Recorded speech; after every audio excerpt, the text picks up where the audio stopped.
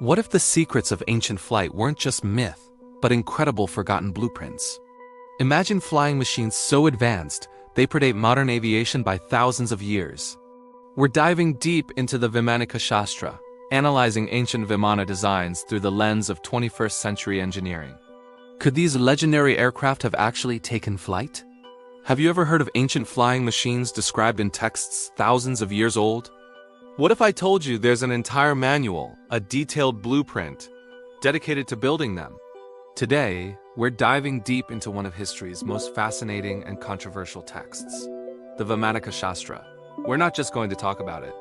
We're going to put on our engineering hats and ask the big question. Could these ancient designs actually work? The Vimānīka Shāstra, said to be channeled from an ancient sage in the early 20th century, describes incredible flying machines called Vimanas. These weren't just simple gliders. The text details different types of Vimanas, like the Shakuna Vimana, designed to look like a bird, or the Tripura Vimana, a triple-decker craft capable of traveling on land, water, and in the air. It's like something straight out of a blockbuster sci-fi movie, but it's from a text claiming ancient origins. The blueprints are filled with intricate details. They talk about the metals used to build the craft, not just iron or copper, but strange alloys with names like Samaka, Soundalika, and Morthwicca. The text claims these alloys had specific properties, like being heat-resistant, unbreakable, or lightweight. From a modern materials science perspective, this is intriguing. We spend billions developing advanced composites and alloys for aerospace. Could ancient metallurgists have discovered combinations we've forgotten? It's a long shot, but the very idea of it is tantalizing. Now, let's get to the heart of the matter, the propulsion system. This is where the Vimānīka Shāstra gets really wild. It doesn't talk about propellers or jet engines. Instead, it describes systems based on Mercury. Specifically, Mercury Vortex engines. The idea is that by heating mercury and spinning it in a vortex, you could generate a powerful lift, almost like an anti-gravity effect. So let's put on our engineer's safety glasses. Could a Mercury vortex engine actually work? Modern physics says, probably not in the way it's described. Mercury is incredibly dense and toxic. Heating it to create a vortex would require immense energy and create hazardous fumes. The physics of generating lift this way doesn't align with our current understanding of aerodynamics or propulsion. While we use gyroscopes for stabilization, the concept of a Mercury vortex generating the primary lift is, to be blunt, scientifically implausible with our current knowledge. However, let's play devil's advocate for a moment. What if the text isn't meant to be taken literally? What if Mercury is a code word for something else? Perhaps a plasma, or an exotic form of energy we haven't harnessed yet. This is where historical interpretation and engineering speculation meet. Could these be metaphorical descriptions of a technology so advanced that the language of the time could only describe it in mystical terms? Let's examine another key component, the power source. The text mentions energy being drawn from the sun using special crystals or mirrors, called Darpana Yantras. This sounds a lot like modern solar technology, right? The idea of using lenses to concentrate sunlight to generate heat and power is the basis for concentrated solar power plants today. The text describes various types of lenses for different purposes, some for capturing energy, others for projecting a force that could stun an opponent. While the stunning force part sounds like fantasy, the core concept of solar energy collection is surprisingly modern. Then there are the navigation and sensory systems.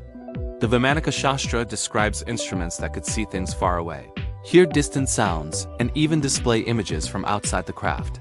One instrument, the Guha Garbha Darsha Yantra, was supposedly able to detect objects hidden underground. This sounds eerily similar to ground-penetrating radar. Another device was said to show the direction of an approaching enemy craft. Today we call that radar. Is it a coincidence or a description of a lost technology? So, what's the verdict? If we try to build a Vimana today, following the blueprints literally, it would almost certainly fail. The aerodynamics of the described shapes are often unstable, and the Mercury propulsion system is not viable. A study by the Indian Institute of Science in Bangalore in the 1970s reached this very conclusion. They found the designs to be unaerodynamic and the propulsion concepts unworkable based on our known principles of physics and engineering. But does that mean the entire text is a hoax? Not necessarily. The Vimānīka Shāstra is a fascinating cultural artifact. It might not be a practical engineering manual, but it represents a powerful idea. It shows a culture dreaming of flight, of technological prowess, long before the Wright brothers took to the skies. It's a work of speculative fiction from another era, blending mythology, science, and imagination. Or there's another possibility. Perhaps we are the ones who don't understand. Perhaps the text is an incomplete or poorly translated fragment of a much larger body of knowledge. Think about it. If you gave a Roman engineer the blueprints for a smartphone, could they build it? They wouldn't have the materials, the tools, or the fundamental understanding of electricity and semiconductors. The instructions would seem like magic. Maybe the Vimānīka Shāstra is like that, a glimpse of something so far beyond the technology of its time that it could only be described in a way that seems fantastical to us. The true forgotten blueprint might not be the drawings themselves, but the lost scientific principles behind them. Ultimately, the Vimānīka Shāstra serves as a powerful reminder that the line between science, myth, and imagination is often blurry. It challenges us to look at the past not just as a collection of dusty relics, but as a source of inspiration and mystery. It encourages us to keep asking what if.